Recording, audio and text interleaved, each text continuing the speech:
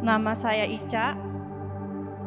Saya mengenal Jun, suami saya, sejak saya SMA dan kami berpacaran saat itu.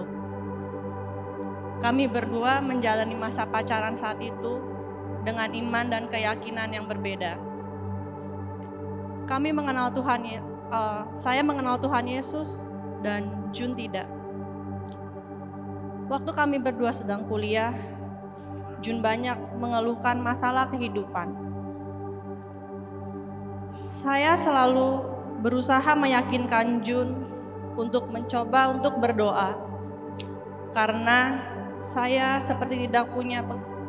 Jun tidak seperti mempunyai pegangan hidup. Kalau dia pusing, ya pusing sendiri. Tidak pernah mau berdoa. Sebenarnya ngapain berdoa ya? Di keluarga saya tidak pernah diajarkan untuk berdoa, sehingga ini menjadi satu hal yang aneh untuk saya lakukan. Jadinya frustasi karena diminta untuk berdoa terus. Tidak jarang kami berdua ribut karena hal ini. Setiap kali saya mencoba untuk berdoa, jawabannya selalu sebaliknya. Apa yang saya minta ke Tuhan tidak pernah saya dapatkan. Sampai suatu hari, saya mendapat teguran untuk tidak memaksa Jun untuk berdoa. Melainkan cukup dengan saya mendoakan dia.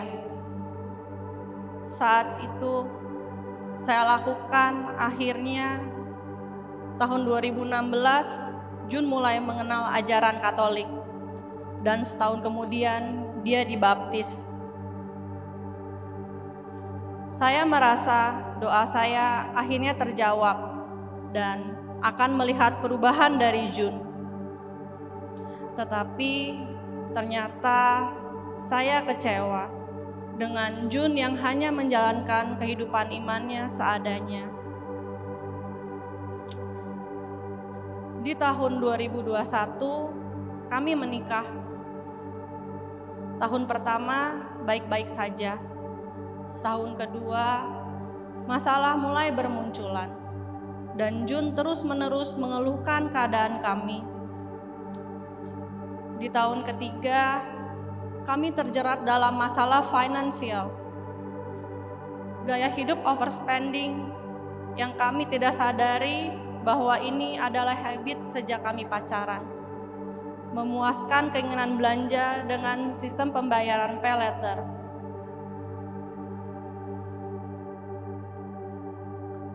Kami tidak sadar hingga kebutuhan sehari-hari pun kami penuhi dengan menggunakan pay later.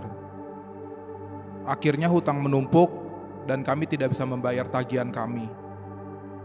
Pada suatu hari, debt collector tidak pernah berhenti menghubungi kami. Pilihannya hanya dua, menghindari atau menghadapi mereka.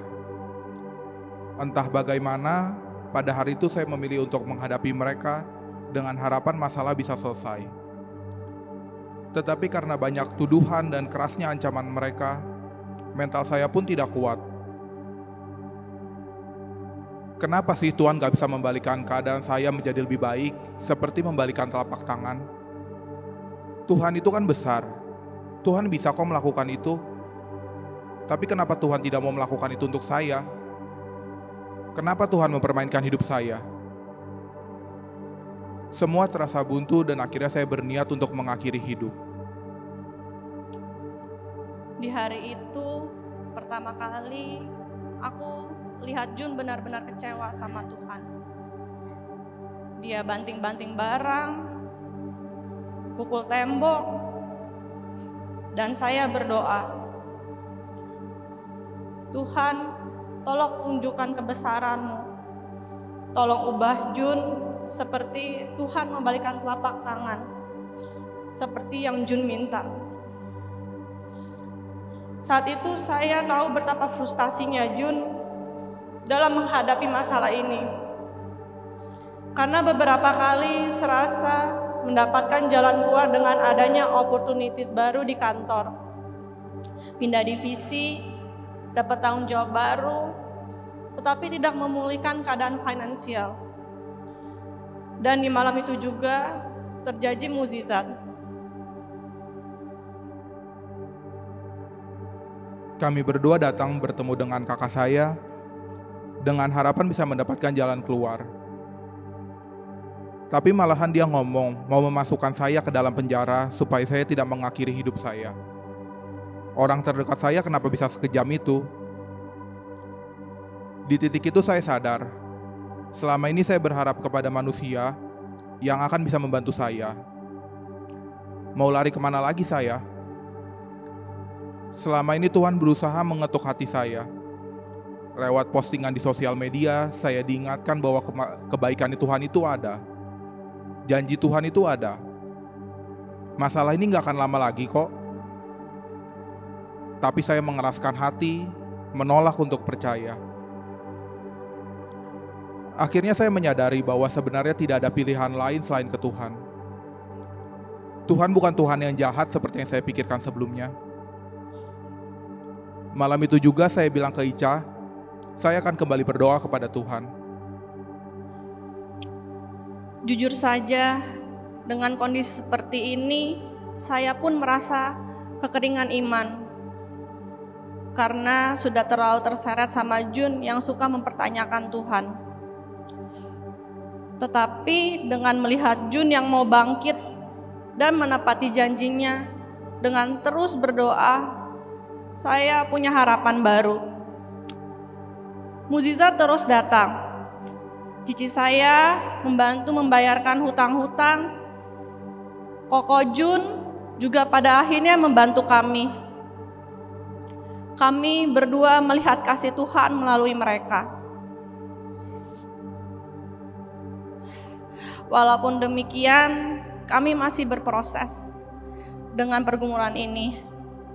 Setelah sekian lama, akhirnya di tahun ini, doa kami berdua dijawab oleh Tuhan. Dan jawabannya ada di tempat ini.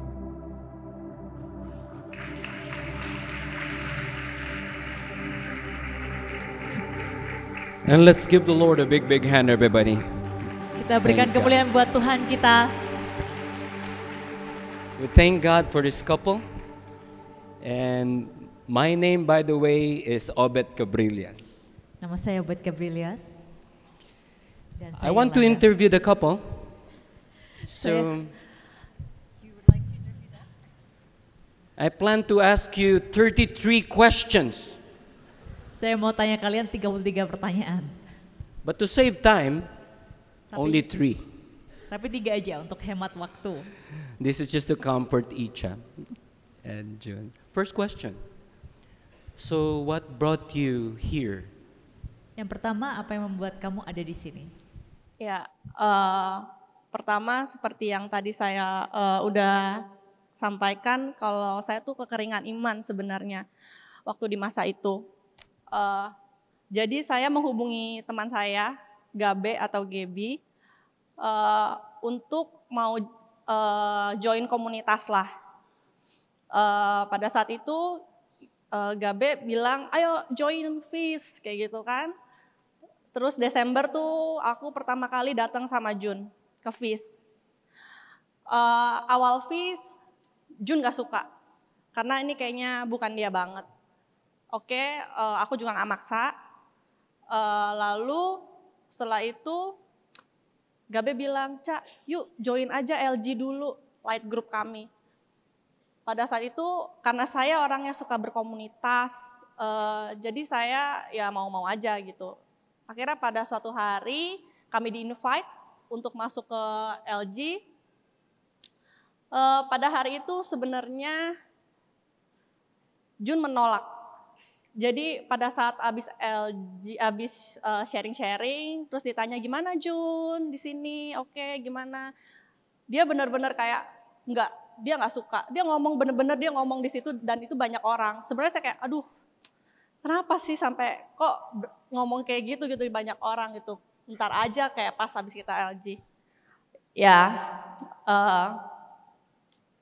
intinya di dalam LG itu aku ingat banget, Ko James tuh ngomong, nggak apa-apa Jun, take your time, supaya maksudnya semoga kamu betah ya di sini. Dan mereka tuh nggak yang kayak, ih gimana sih ini orang gitu, nggak sama sekali gitu.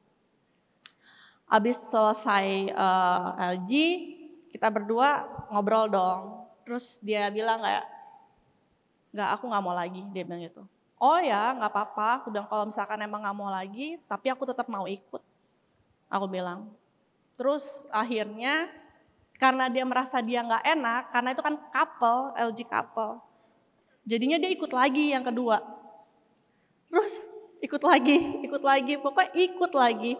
Sampai suatu saat Jun tuh ditugasin buat membawa firman. Dan dia oke. Lalu habis itu malah sekarang kayak dia menawarkan diri gitu. Ada yang nggak bisa, kalau nggak bisa kayak yaudah aku aja yang bawain ya gitu kayak. Wah, dulu kalau buat kayak Jun kayak gitu, kayaknya nggak ada gitu. Jun kayak gitu tuh nggak ada, karena tuh selalu menolak.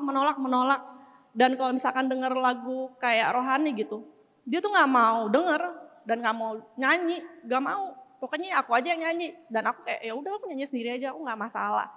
Kayak aku tetap doa buat Jun lah gitu.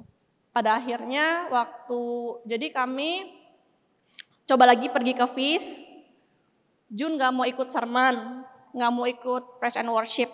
Dia gak mau ikut karena bukan dia banget. Jadi kita cuma misa aja, habis misa kita keluar. Nanti kita biasa tunggu Gabe atau tunggu LG kita selesai. Teman-teman LG kita selesai, kita baru makan bareng biasanya kayak gitu. Dan aku gak pernah maksa Jun kayak yuk ikut aja, kita rasain dulu. Enggak, karena aku takut dia gak nyaman, jadi buat apa. Pada akhirnya waktu itu sempat ada di FIS itu nyanyian tahun 2000-an ya kalau nggak salah. Itu Jun ikut full, terus dia mulai dari situ kayaknya kita boleh nih coba lagi buat coba full gitulah. Udah kita coba, ternyata dia mundur lagi. Kayaknya enggak, kita keluar lagi, ya udah nggak apa-apa. Ya udah keluar nggak apa-apa. Akhirnya pada bulan Agustus kemarin kita berdua ikut FIS sampai selesai. Dan sampai saat ini pun kalau misalkan kita nggak ikut FIS sampai selesai tuh menurut Jun tuh kayak ada yang beda di minggu itu. Jadi kayak kita usahain banget.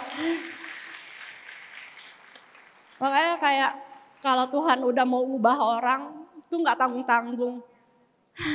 Ya kayak gitu sih. Thank you very much, Icha. You have anything to say about that, Jun? Iya, sebenarnya kurang lebih sih sama yang sudah dijelasin sama Ica. Memang saya bukan orang yang suka berkomunitas, saya terkesan gak gampang berinteraksi sama orang, gak gampang percaya sama orang. Ditambah lagi dengan datang ke FIS, datang ke LG, saya harus membuka diri dengan orang yang baru yang buat saya pribadi tuh sesuatu hal yang sulit. Apalagi kalau misalnya di FIS kita datang tuh sebenarnya interaksi antar satu sama lain tuh lumayan intens gitu. Itu yang di awal buat saya tuh ngerasa nggak nyaman. Tapi seiring berjalannya waktu, dari mulai LG, saya dapat lingkungan yang baik, berkembang. Jadi sayanya juga mau menyesuaikan diri dengan ikut ke FIS, dengan interaksi yang ada pun saya juga mau menyesuaikan gitu. Karena saya tahu saya berada di lingkungan yang baik, saya berada bersama dengan orang-orang yang baik. Praise God. Can you say this with me? Want power, as in I want. Can you say that? Want power. Want power. Saya mau kekuatan. Yes, the grace of God can turn a want power into will power. So the more kasih karunia Tuhan akan mengubah di mana kamu mau sesuatu, itu akan menjadi kamu akan melakukan hal itu. So the more you resist the invitation of God, the more the grace will persist. Semakin kita menolak, disitulah kasih karunia Tuhan akan membuat kita untuk bisa terbuka dan melakukan hal itu untuk Tuhan. Ci, boleh aku tambahin sedikit? Kita juga mau terima kasih sama LG kita, LG GIG yang selalu Come on, support your LG member. yang support kita di waktu kita memang lagi down. Mereka tuh ada buat kita, selalu ngedoain kita selalu. Thank you. Thank you, Icha and June. My next question is triggered by Lady Gaga. Ask me why. Because Lady Gaga sang, you will have to sing also. I had 100 million reasons to walk away, but baby, I just need one good one to stay. That's my question. What made you stay in the community? Iya, jadi saya pribadi punya stigma kalau masuk ke komunitas keagamaan, kita itu dinilai dari seberapa baiknya kita. Kita dinilai dari kita tuh sudah sereligius apa sih gitu. Jadi di saat kita masuk ke dalam ada ketakutan di mana kita akan dijudge oleh masa lalu kita, oleh keburukan kita. Tapi ternyata setelah saya ikutin LG, saya ketemu dengan teman-teman saya di LG, mereka tuh nggak ngejudge sama sekali. Mereka tidak menilai apa yang buruk dari saya. Justru malah saya diyakinin, saya disupport atas kesulitan yang lagi saya hadapin. Mereka malah meyakinkan saya kalau kita di sini bukan melihat hal baik apa yang udah kita lakuin, tapi kita sebagai manusia yang masih berdosa mau bareng-bareng bersama-sama untuk menjadi pribadi yang lebih baik lagi. Jadi mungkin ada sedikit cerita. Jadi setelah saya ikut LG sekitar 3 bulan 4 bulan, kita camping. Jadi LG saya bareng sama LG lain pergi camping. Otomatis di camping itu saya ketemu dengan orang baru karena LG yang satu lagi ini saya belum pernah ketemu sama sekali. Tapi di tempat camping itu saya ngerasa nyaman sama mereka. Saya merasa sebenarnya kan LG yang kedua ini adalah pecahan dari LG saya. Dulu satu LG karena udah ramai akhirnya harus dibagi ke kedua LG yang berbeda. Buat saya ngerasa ini orang-orang yang dari LG yang sama, jadi mereka pasti memegang value yang sama. Makanya kenapa waktu saya ketemu dengan mereka, ketemu dengan orang-orang baru ini, saya langsung bisa menerima mereka, saya langsung cocok dengan mereka. Buat saya dari apa yang LG saya berikan ke saya, support dan lain-lain itu membuat saya yakin orang-orang di sekitar mereka pun juga punya value yang sama. Dan di saat saya berada di sini, saya malah justru terpacu untuk bisa menjadi pribadi yang lebih baik lagi. Memang untuk saat ini mungkin kita masih berproses, kita masih belum menjadi pribadi yang benar-benar 100% baik, tapi karena kita lihat lingkungan kita baik, karena kita lihat lingkungan kita mau menjadi lebih baik, kita pun juga terdorong untuk menjadi lebih baik lagi. Thank you very much, June. You have anything to say about that, Icha? You're okay. All right. Can we give them a big hand, please? Kita beri tepuk tangan buat mereka berdua. My 33rd question. My third question is this. What changed in you? What transformed along the way as your journey? Apa yang berubah di dalam dirimu? Ya pasti kita berdua jauh lebih baik. Pertama kayak ada masalah kemarin, kita tuh ngerasa kayak kenapa sih Tuhan kok kasih kita masalah tuh kayak gini. Sebenarnya pun itu memang salah di kami gitu. Tapi sekarang kayak kalau lagi berdua ngobrol sama Jun, kayak aku nggak nyesel gitu punya masalah kayak waktu kemarin ini, karena itu bener-bener ngubah Jun. Kayak dia mau berdoa, dia mau mimpin doa setiap pagi, malam juga gitu. Kayak itu bener-bener yang aku impiin gitu loh. Aku tuh sampai kayak tulis satu namanya jurnal syukur. Kayak aku tuh selalu bilang di jurnal syukur aku tuh mau punya pribadi suami yang kayak Jun sekarang, the new Jun. Ya gitu sih, itu aja. Beautiful. Anything to say about that, June? Iya, dari saya pun juga kalau saya ditanya nyesel nggak dengan apa yang udah terjadi di tahun lalu, dengan masalah-masalah yang terjadi, saya bilang saya nggak nyesel. Justru malah karena ada masalah itu saya bisa ada di tempat ini. Karena ada masalah itu saya bisa menjadi pribadi yang seperti ini. Kalau tahun lalu nggak ada masalah itu, saya rasa saya nggak bakal ada di sini. Saya rasa saya tidak akan menjadi pribadi yang seperti ini sekarang. Justru malah sebagai manusia ketakutan saya malah takut saya kembali menjadi pribadi yang seperti dulu. Cuman saya yakin, salah satu hal yang bikin saya yakin adalah saya berada di tempat yang tepat, saya berada di tempat yang bisa support saya juga gitu. Di saat saya kesulitan, di saat saya ngerasa galau, di saat saya bingung dengan kondisi yang lagi saya hadapin, ada teman-teman ada keluarga LG, keluarga FIS yang bisa support saya. Dan saya belajar, saya pingin juga untuk bisa ngebantu orang. Karena saya tahu rasanya kesulitan itu seperti apa. Saya tahu di tahun lalu saya seperti apa. Saya tahu hidup saya tuh sehancur apa tahun lalu tuh saya tahu. Tapi saya juga tahu di luar sana tuh pasti ada orang-orang yang punya masalah yang sama.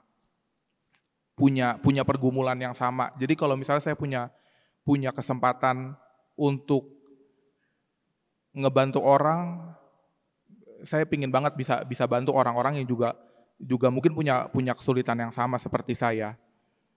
Dan mungkin kalau misalnya saya boleh nambahin, awalnya saya pun juga ikut FIS juga cuman ikut misalnya doang, mengeraskan hati saya. Saya bilang ini bukan saya, praise and worship seperti ini bukan saya gitu.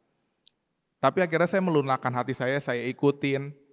Akhirnya saya ngerasain sukacitanya, ngerasain happy-nya. Kalau mungkin buat teman-teman yang udah sering ikut FIS pasti selalu dengar welcome to the FIS, the happiest place on earth.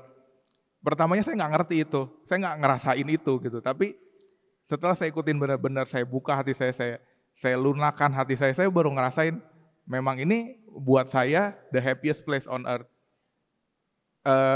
Saya bilang sama Ica, kita dalam 1 minggu kerja mungkin punya masalah dan masing-masing.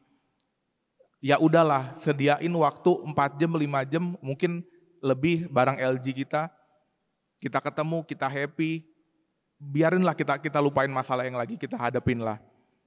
Dan kalau misalnya mungkin teman-teman di sini lagi ada pergumulan tapi masih mengeraskan hati buat kayaknya enggak deh, saya kayaknya nggak butuh ini, saya belum butuh ini gitu.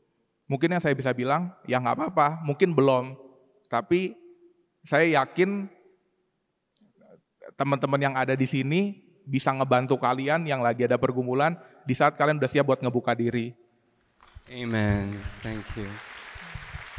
On behalf of the community, thank you very much for the courage, the humility to share. Terima kasih untuk keberanianmu untuk men-sharingkan cerita hidupmu. And our way of thanking you, can we pray for you? Sure, Sure, thank you. sure. So, can you help me pray for Icha and June? Saudari, mari kita In the name of the berdoa Father, and of the bersama. Son, of the Holy Kepada Spirit. Roh You just Kudus. raise your hands over them. Kita angkat tangan kita. Lord, open the floodgates of heaven Tuhan, kami minta untuk buka pintu surga, to return to them untuk Kau berkati mereka, everything that they have lost. dan Kau terus berkati mereka Tuhan. We command every blessings of prosperity, Kami berdoa untuk Kau memberikan mereka banyak kelimpahan Tuhan Yesus, love and grace, dan juga kasih, strength. kekuatan. And we pray, God, Dan kami berdoa Tuhan, that your promise of a great life bahwa janji-Mu akan hidup yang lebih baik be upon them akan ada bersama dengan mereka, and the people who are being blessed right now dan juga ada bersama dengan orang-orang yang ada di sini with their hari ini, testimony. dengan yang diberkati oleh. This we all Sharing declare Kami deklarasikan ini in Jesus' name. dalam nama Yesus. Amen. Amin. In the name of the Father, and of the Kepada Son, Roh and of the Holy Kudus. Spirit. Let's give them a big hand. Thank you very much. Kasih. Oh gosh, what a story. Were you blessed? Apakah Anda diberkati? My way of summarizing what we've heard, I want to title it The Power of Community Life. Saya akan merangkumnya dengan judul ini, yaitu kekuatan dari hidup berkomunitas. Who among you belong to a community? Raise your hand. Siapa yang sudah ada dalam komunitas, angkat tanganmu. Are you happy with your community? Apakah kamu happy dengan komunitasmu? I hear various waves of responses. Saya dengar ada jawabannya berbeda-beda. Some are energetic. Ada yang bersemangat.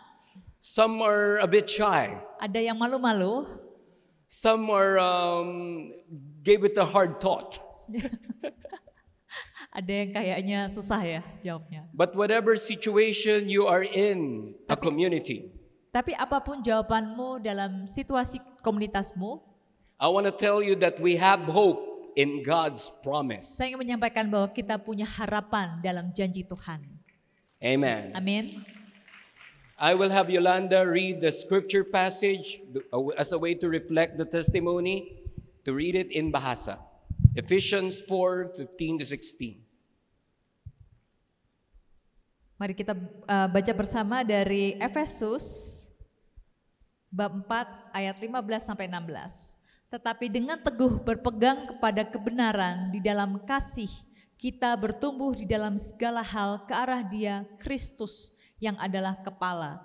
Daripadanya lah di seluruh tubuh yang rapi tersusun dan diikat menjadi satu oleh pelayanan semua bagiannya sesuai dengan kadar pekerjaan tiap-tiap anggota, menerima pertumbuhannya dan membangun dirinya dalam kasih.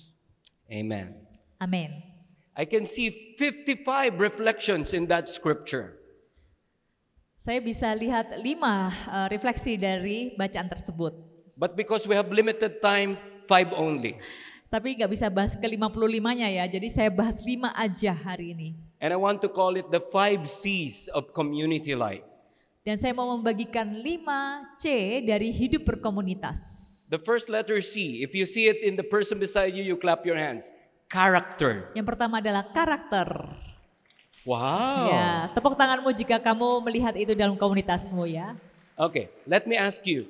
If you're seated beside a good person, clap your hands. Jika kamu duduk di sebelah orang yang baik berkarakter, tepuk tanganmu. But if you want that person to become better, clap your hands. Kalau kamu mau orang itu lebih baik lagi, tepuk tangan lebih keras. There's a big difference in the volume of a good person and you want them to become better. There's a big difference, right? Because that's the purpose of community. Yes. Itulah tujuan dari komunitas. Community will help you become better. Komunitas akan membantumu untuk menjadi lebih baik. Kinder. Lebih baik hatinya. More humble. Lebih rendah hati. You will treat the person beside you for dinner more often. Kamu akan traktir orang di sebelahmu untuk makan lebih sering. That's very good. Because that's what the community did for me. I became kinder now. Amen? Amin. Who among you believe that you are a better person now because of community? Raise your hand. Angkat tangan kalau kamu jadi orang lebih baik karena komunitas. Let's give the Lord a big hand. Very good. Kita tepuk tangan buat Tuhan Yesus. Next, community will change you to have competence.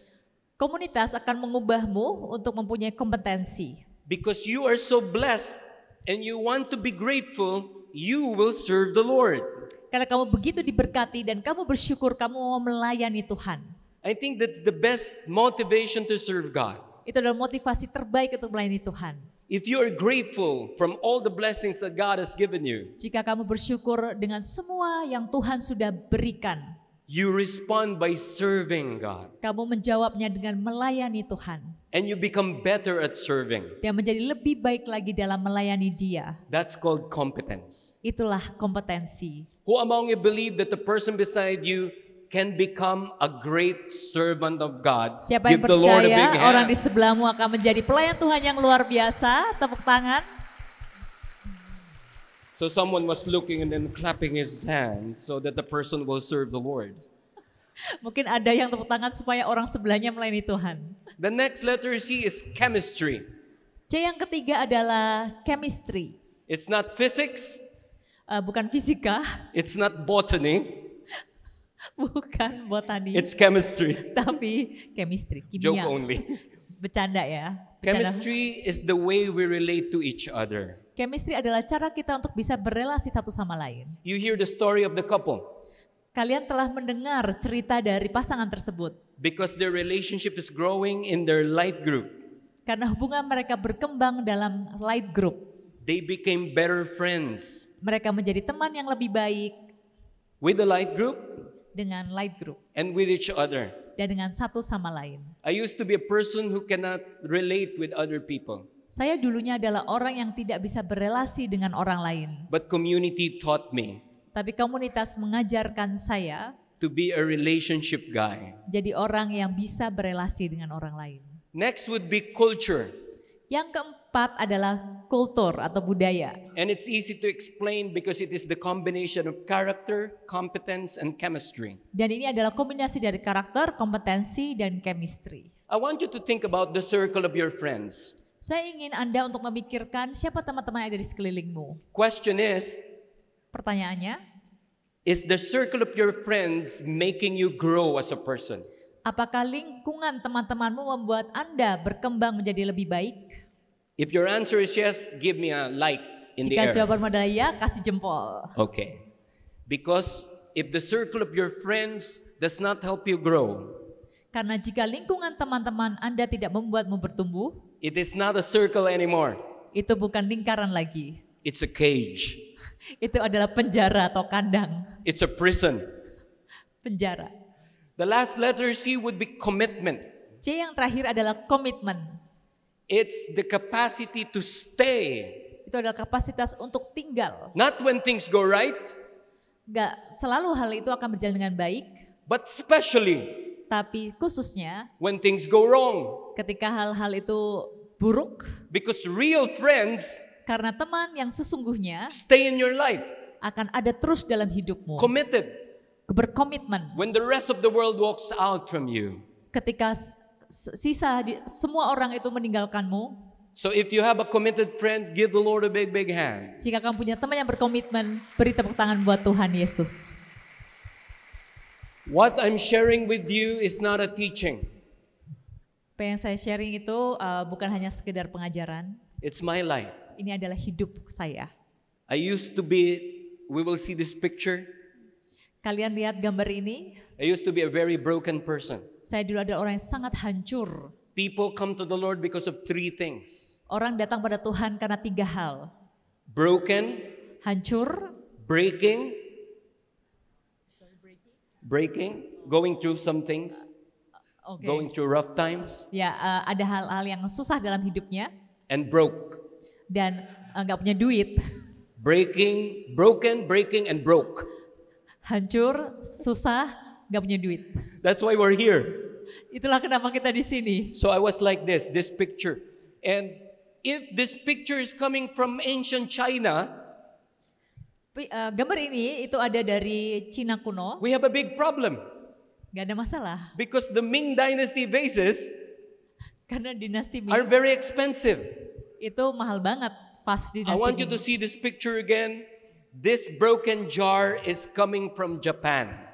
Jadi gambar ini dari Jepang. And praise God, it's coming from Japan. Dan puji Tuhan ini dari Jepang. Ask me why. Kenapa? Tanya. Because pada they Brother have Obed. an ancient art of mending the broken jar.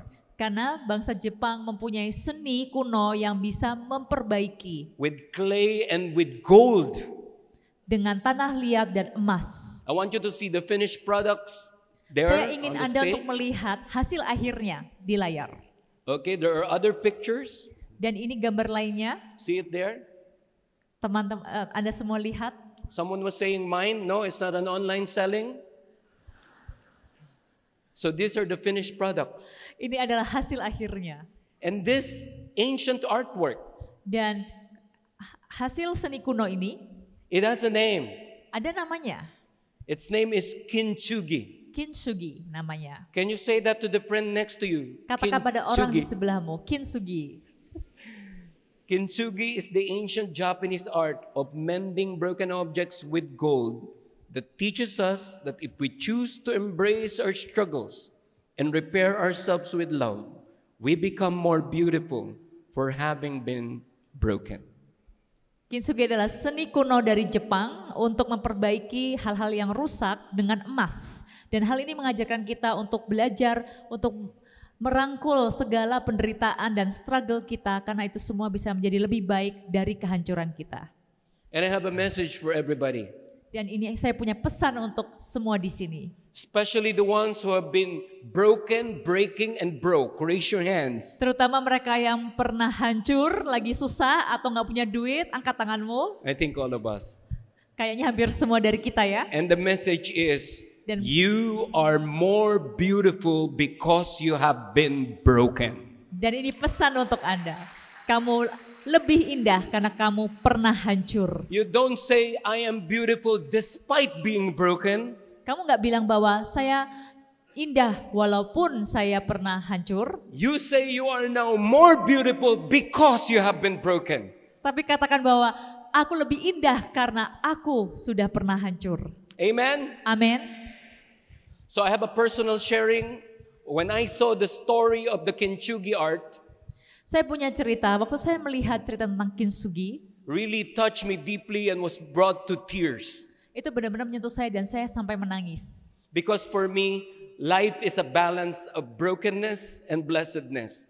We must be broken enough to be humble and blessed enough to be happy. Karena menurut saya hidup adalah keseimbangan antara kehancuran dan diberkati. Kita harus cukup hancur untuk bisa menjadi rendah hati dan kita harus cukup diberkati untuk bisa bahagia dan bersuka cita. Warning, Peringatan, I might cry. saya mungkin nangis bentar Because lagi. as I share, Karena saat saya I share, recall the times when I was so broken. saya akan mengingat waktu di mana saya sangat hancur. I was inside the prison cell Saya ada di dalam penjara because of violence-related cases. karena saya ada kasus yang berhubungan dengan kekerasan. I was the public enemy number 1 of my school. Saya adalah musuh terbesar dari universitas saya. I was a candidate for kick out. Saya udah hampir ditendang. The school is named University of the Philippines. Nama sekolahnya adalah Universitas Filipina. It is for me the best school in the Philippines. Menurut saya itu sekolah terbaik di Filipina. But you know, the school that wanted me out Tapi sekolah yang mau menendang saya, just this semester, semester ini invited me to teach. mengundang saya untuk mengajar di sana. So you will see it in the screen that I am now a senior lecturer. I'm teaching philosophical coaching in the University of the Philippines. Jadi kalian lihat di layar bahwa saya sekarang adalah memberikan kuliah untuk filosofi di sana. And please pray for me. Dan tolong doakan saya. I'm about to finish my PhD. Saya sebentar lagi akan selesai S3. And I'm being trained by a TED Talk speaker Dan saya dilatih oleh seorang pembicara TED, whose name is Daniel Lasusa. namanya Daniel Lasusa. Because I might be Karena saya mungkin the very first philosophical coach in the Philippines. akan menjadi pelatih filosofi pertama di Filipina. And this is the most wonderful thing that happened to me within the year. Dan ini yang terjadi tahun ini. The man labeled to be public enemy number 1 of my school Orang yang dianggap musuh terbesar dari sekolah is now the dean of the graduate school of St. Anthony College of Technology.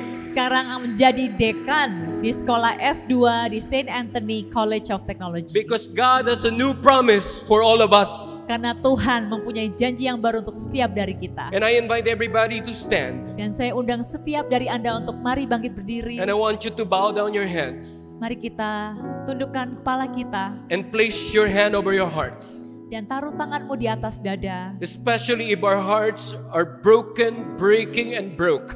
Terutama jika saat ini engkau sedang hancur, sedang sulit ataupun gak punya. Jesus, let your Holy Spirit move right now Yesus, biarlah Roh Kudus-Mu bekerja saat ini. and make a kintsugi art of our lives. Dan biarlah engkau yang mengubah setiap kehidupan What is now broken yang sudah hancur will become a blessing akan menjadi berkat to our lives, dalam hidup kita, to our families, dalam keluarga kita, to our profession, untuk pekerjaan kita, to our business, untuk bisnis to kita, our community. untuk komunitas kita. Say this with me, Lord, Katakan ini bersama dengan aku, I Tuhan, am more beautiful now aku sekarang lebih indah because I have been broken, karena aku sudah hancur. and because I am now blessed, Dan karena sekarang aku I will diberkati, bless the world aku akan memberkati in dunia Jesus' di name. dalam nama Yesus. If you believe that the Lord heal you, give the Lord a shout of praise. Jika engkau percaya ini, mari berikan tepuk tangan Thank you, dan Jesus. Thank you. pujilah Tuhan. God bless you.